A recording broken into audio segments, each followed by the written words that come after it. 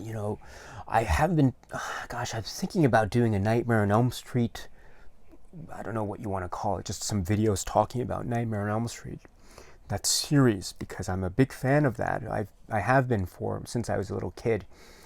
The first one scared me witless. It was so scary. The jump scares in that are just so well timed and so well placed. Even now, I kind of go like that whenever I get some of those jump scares. You know what I'm talking about. And some of it's also really bloody. It's really violent. So, but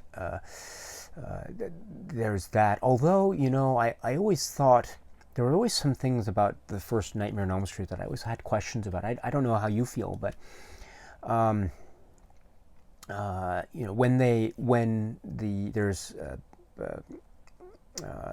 when Nancy is taking a bath, and her mother is knocking from outside and says, she says, I've made some warm milk.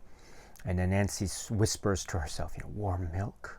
Gross. So whenever I think of warm milk, I always think of this line from Nightmare on Elm Street, and warm milk, gross. And so, I don't know, warm milk doesn't always, or I don't encounter warm milk a lot in my life, but whenever it does happen, it doesn't happen all the time, maybe infrequently. Whenever someone, for whatever reason, mentions warm milk to me, or whenever warm milk appears in whatever situation that I'm encountering, I'll always whisper under my breath, warm milk, gross, as sort of my reminder of Nightmare on Elm Street, the first one. And the second one, too, Nightmare on Elm Street 2, Freddy's Revenge, I thought that was the one that I had a lot of nightmares about, because I thought that the makeup of Freddy Krueger in A Nightmare on Elm Street Part 2, Freddy's Revenge, I thought it was the scariest makeup of all the nightmare films. There's something about the makeup appliance, the face of Freddy Krueger, that is very severely savage and quite scary. Just the combination, because as you know, the makeup appliance tended to be more and more, say, comic book like as you got closer and closer to the latter half of the film series. But around this time, I think when we hit Part 3, that was when it became its own kind of look, such that it wasn't necessarily scary. It had this cool, iconic look to it by Part 3 onwards, but it wasn't scary. I would say Part 2's artwork, not artwork, but the makeup appliance was very scary and very kind of chilling. And I know a lot's been said about Nightmare on Elm Street Part 2 and the subtle meanings and right, everything, the little clues or whatever. I understand a lot of things have been said about it, but right, I remember the one of the things that really got to me about Nightmare on Elm Street Part 2 was the pool scene. And when Freddy's doing that thing when he's attacking everyone in the pool, there's that guy, you just see the guy running, and then suddenly you see Freddy come from the camera, and then Freddy sticks his claw into the guy's belly, and then you just leave it, and then the guy's like screaming, and he's bleeding, my goodness, and he's dying. And that to me was the scariest thing that I saw as a kid, because I thought, oh my goodness, and then just left him. The camera just left him. We don't know what happened to him. We assume he died. We assume he died in this painful, violent way, but that was a scary thing. Nightmare on Elm Street Part 2 for me. And let's see what. Oh, and then Nightmare on Elm Street Part 3, of course. Dream Warriors. That was, I think, for a lot of people in my generation, that was like a game changer. That took the Freddy myth, and it expanded it into this this huge new open canvas of a world. And we discover that Freddy is like a demon, and so there's this religious aspect that's introduced into the storyline. There's this idea of fighting back, teamwork, and the return of Nancy and John Saxon, of course, in some very memorable scenes.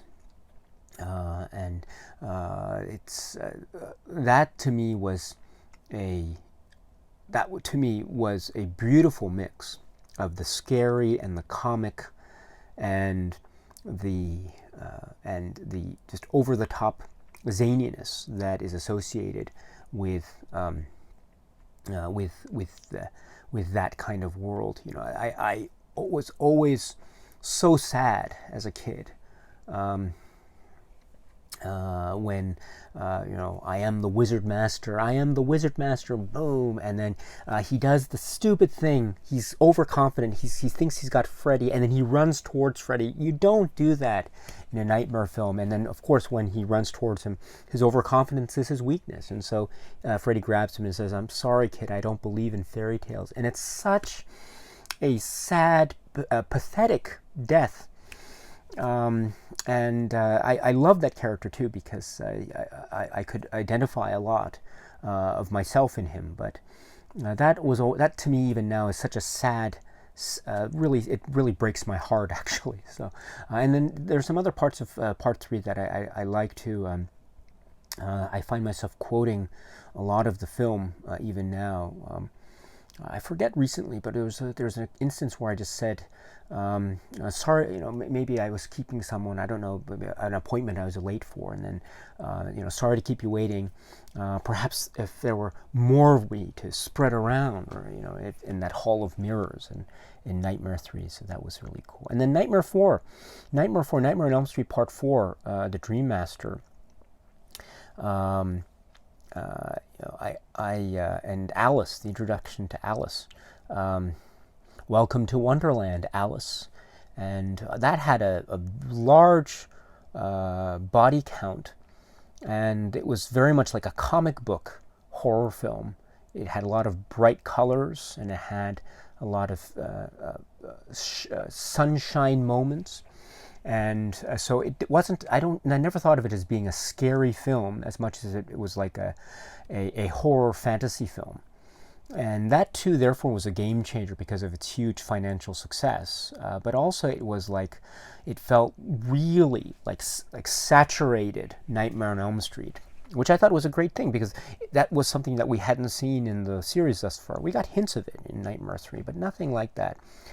This real huge saturation of the Freddy mythos in Nightmare on Elm Street Part 4, and such to the point that you thought, where could they go after this? And I'm like everyone too. I always get a kick out of the whole Alice and the nunchuck scene, and you go right from her, and then you go cut to the behind the behind shot, and you realize, oh, it's definitely a stunt double with the wig and everything. But I thought that's really great, and there's that bit where Freddy is in the classroom, and there's an apple there, and he slices the apple with his knives. I thought that was so good. There's something about seeing the actual practical application of the knives that is so chilling, and it was something like that, like a slicing of an apple, which we can all relate to, I think. So there's that. And then we go to Nightmare 5, Nightmare on Elm Street Part 5, The Dream Child, which is a very dark film, a very difficult film. There's some pretty heavy things going on in there, and but a lot of it went over my head when I was a kid. But now that I watch it, it is very heavy in a lot of places. There are a lot of things about, like, I was always impressed with the character. What's her name? Yvonne, the character of Yvonne, because she's like super. People talk about Alice and the importance of Alice in the world of Nightmare on Elm Street. I think Yvonne in Nightmare on Elm Street Part 5, The Dream Child, I think she is perhaps she can do anything. She's a lifeguard, and she's a nurse, and she's also a high school student, and all this. So I that was, and she's also essentially she's the voice of reason in this film, and I love that too. I love that arc where she's the voice of reason so much that she can't take the story of Freddy Krueger. She refuses to believe it to the point where it almost damages her friendship with Alice permanently. Alice and Mark, right, permanently. But when she realizes that they are saying the truth, then it leads her to fulfill, which is we understand to be quite an important part of the arc of the Freddy character, at least as it's expressed in Nightmare on Elm Street Part 5, which is the discovery, the freeing of the soul of Amanda Krueger. And, thank you, and then that's it. And then, so Yvonne plays a key role in that film. So I was always very much impressed, and I admired Yvonne. I thought that was really great. And I loved the whole bit with the end and the warping of space, and Freddy and his quite mangled up body. It's my new look, like it? That's what he says. And and then there's Freddy's Dead: The Final Nightmare, which is a very, very interesting film. I remember the hype built up when it was going to get released. They saved the best for last. That was the tagline in the marketing. And we had, of course, Yaphet Kotto and cameo, right, and references to Nintendo, the Power Glove, and Twin Peaks, and we had 3D and all this. It was really quite a lot to expect, and it's a really strange mix, very strange mix indeed, and it feels like it's how should I put it? There is a sense of claustrophobia. There's a sense of enclosure, even when we're in the outdoor scenes, and I think that's part of it. I think that's what they're trying to go for in terms of creating this idea of dream space that is encaptured in geographical space in the real world, and how Freddy needs to escape this, and the only way he can do that is through someone who is related to him, and that introduces the idea of the daughter, the long-lost daughter. And I don't think we've ever had any reference to Freddy's family in any of the past films until, I could be mistaken, but I don't think we've had any reference to that. And so if my recollection is correct, that means that this was essentially creating yet more backstory to the world of Freddy Krueger. And it was interesting. Therefore, we got to the opportunity to see the Alice Cooper character introduced, and then we had the 3D effect with that and all that, and I find it to be that's one that I really need to try to watch again and try to get a better fix on. Freddy's Dead: The Final Nightmare, but there are some very effective, quite chilling scenes for me, and I mentioned this I think before somewhere, but for me the highlight of the film is Carlos and the death of Carlos, with the hearing aid and the noise from the nails on the chalkboard being amplified. And I love the way that's illustrated with the drop of water, and then just sounding like these huge explosive thuds, and how that is painful to him. And then Freddy takes advantage of that, unfortunately, and just does that like that. And some of them, I must admit, were a little bit like, I thought the graphics. I was always perplexed by the graphics in the game, in the video game. I thought they looked very, very odd. I thought, my goodness, those graphics. That's a very interesting. Yeah, I wonder if someone ever decided to actually apply those graphics and make a video game out of that. That would be really interesting to play now, if that really existed. But what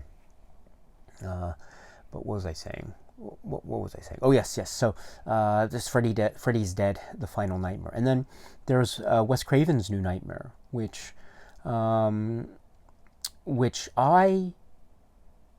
I think is a very clever and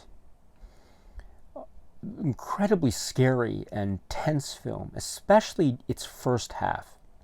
I think its first half is very clever and very tense, and its second half becomes this fairy tale, this breaking the fourth wall type of fairy tale. And I love the way it ends because it is a fairy tale. It is this fairy tale, and fairy tales have these demons and monsters and magic. And I love the way New Nightmare ended, because it reminded me that this whole thing is about a fairy tale, and it's about heroes and villains. And even the whole iconography with being stuck in what is kind of like an oven, and just being, it's like those Brothers Grimm or something like that. And I love that it reminded me that this was like these fairy tales that have these kind of gruesome moments to them, but they are ones where we have intense moments, sometimes very violent scenes, but then at the very end, after some kind of conclusion, an overcoming of obstacle, it is essentially happily ever after, and happily ever after in this wonderful inventive way of the use of reality in reality, and Wes Craven and the real character and the real actors that are being employed, and the freeing of the concept of Freddy, the demon concept of Freddy, into the real world. And is that the real world, or is it just a story? So, and of course, this led to a similar type of playing with reality that Wes Craven would explore with Scream, etc. So, I think this is a great way to end it. And then we have the remake. But anyway, that's Nightmare on Elm Street. So one of these is, maybe I should talk about Nightmare on Elm Street, but again, I'm not sure, because as I say, so much to do, so little time. Unfortunately, I wish I had more time. But so Nightmare on Elm Street, and warm milk, gross. So, all right. But I don't know, maybe we can figure out something. But if so, I'd be very happy. It is Halloween after all, so maybe something could happen for Halloween, but can't make any promises. As I say, I wish I had more time. But what was I saying? But we'll see what happens, and.